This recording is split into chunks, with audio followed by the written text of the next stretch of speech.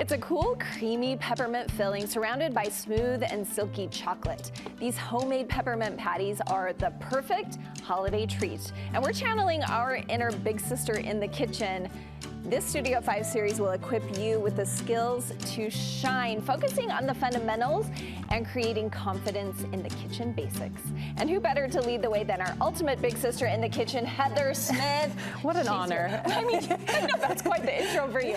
So Heather is here because she's going to teach us all about these homemade peppermint patties. And you say you've got one rule when it comes to making stuff like this, and it's about the chocolate. It is, and I think this is where we sometimes get caught up on it, is like, I want to make something really fun, and it's like, we want to go through the effort, but then we're like, I'm just going to get the craft store chocolate, or I'm going to melt down my baking chips, and then we're like, no, if you're going to go through the effort of making something like this, you want it to taste great and look beautiful. And so this is where we're going to teach you, like, use the good quality chocolate, yes. And we might need your help picking that out, coming to Orsingigi or something. But let's talk about the chocolate. How do you melt it down? How are we tempering it? Is that the right word to make it smooth? While I kind of talk about it, I'm going to have you try these. So there's like really three types of chocolate. There's a baking chip, which we're all familiar with.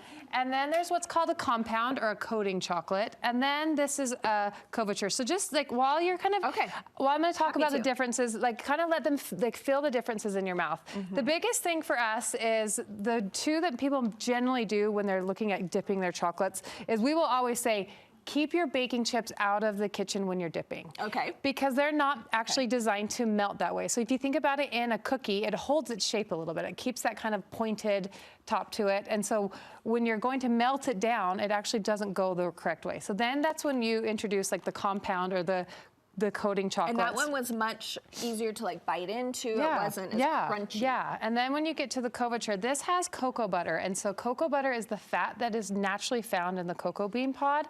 And so that you're using that fat to then create that chocolate. You'll feel like the fat coats your tongue first, and then the chocolate flavor comes. And so when we're making something like what we're doing today is the peppermint patties, it does require a tempering process. So you bring it up to a high temp. It basically tells the cocoa butter, hey, I'm in charge. We're gonna tell you what to do. So then you cool it down a little bit, and that's the tempering. And so you add just solid chocolate, the same type that you just melted, add some of those pieces. We've got all of the instructions on there. But when we're on our blog, but when you're doing this, we're like, this is where we want you to really get the best chocolate because it will make such a difference in what you're doing. In taste and appearance, I'm guessing. Taste, appearance, and texture. So when you use couverture chocolate, it gives you like a snap. Have you ever bought like a box of chocolates and you go to bite into like the caramel and it almost snaps a little bit?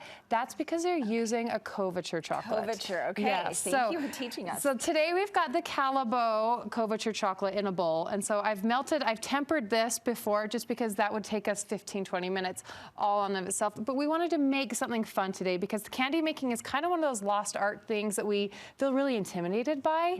And so I thought, what is a really fun recipe that we could get people into candy making, but not too intimidating?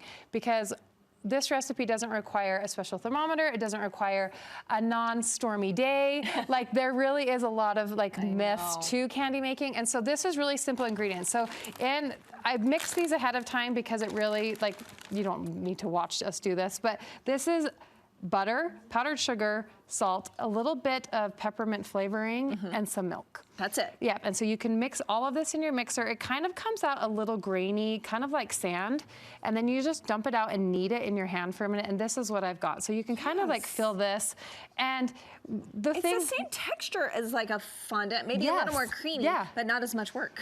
And it really is really foolproof. And so this is what we loved about it, and you can have fun with this. I made some of these, like some of these over here are made with orange extract.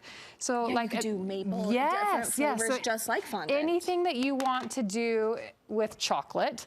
And so, of course, the peppermint is going to be like our go-to. And I love the peppermint oil. So in this recipe, I mean, I seriously used like 3 drops, like 1, 2, 3. So peppermint oil is super strong. I mean, you can even just snitch a little piece of that. I love that she's making me taste everything. Hard job today.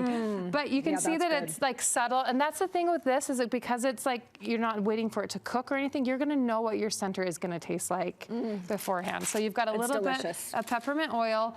So you did this in your mixer, and then you're just kneading it and you're gonna roll it out. So then we're gonna roll it out. We just put it in between 2 pieces of parchment, and I'll kind of flatten it down. We want it to be about an 1/8 of an inch thick, and this is why I love these rolling pins that have this dowel. I do too. So you wanna roll that? And what we're gonna do is just roll that until it no longer, and sorry, the parchment, so I'm gonna hold it for you. The parchment, until the rolling pin no longer touches that. And then the secret to really having success with these is gonna be your freezer. So you're gonna roll this out until it's an 1/8 of an inch, and then you're gonna plop it in your freezer. So I've got one here that's been in the freezer. Oh, yeah, they're hard. And then it's gonna be really easy for you to cut it out. So the normal peppermint patty is a circle, and you could use a fun circle, but then we thought, why not have some fun shapes? So I loved the star. The star is my favorite. It's so fun. So we can just cut a few of those out. And then another thing, these might be a little cold. I just took them out. No, it cuts perfect. Look how easy. When it's cold, it's gonna give you, oh, no, I'm gonna break it. Hold on, we're gonna let that soften a little bit. Okay, dang. But you said there's a key to getting like a smooth surface when we're dipping. Yes. So we're gonna cut these out and let them soften just a second. And that's what these ones are. These ones were in the freezer, so you can see that we cut these just fine.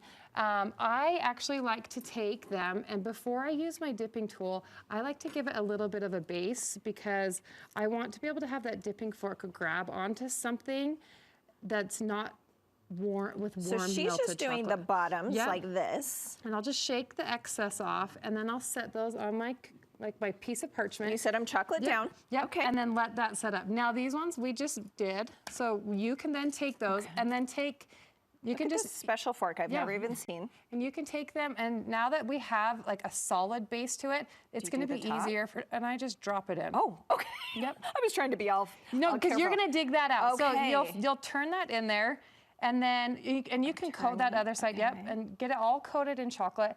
And then what you're gonna do is take your fork and dip it, or tap it on the side of your bowl, because that's gonna help and get all of that excess off. So you can be, just like that. Okay. And it's gonna allow that chocolate to fall down into your bowl. And look how shiny. And then you can just put it back onto your parchment. If it sticks a little bit, you just take your other dipping fork. But look at that. That is gonna be gorgeous. I'm eating that in about 5 minutes. Perfect. That looks delicious. And do we put this back in the freezer or no? They set up, if you've tempered your chocolate correctly, they actually set up really, really quite nicely, especially in the cold months right now.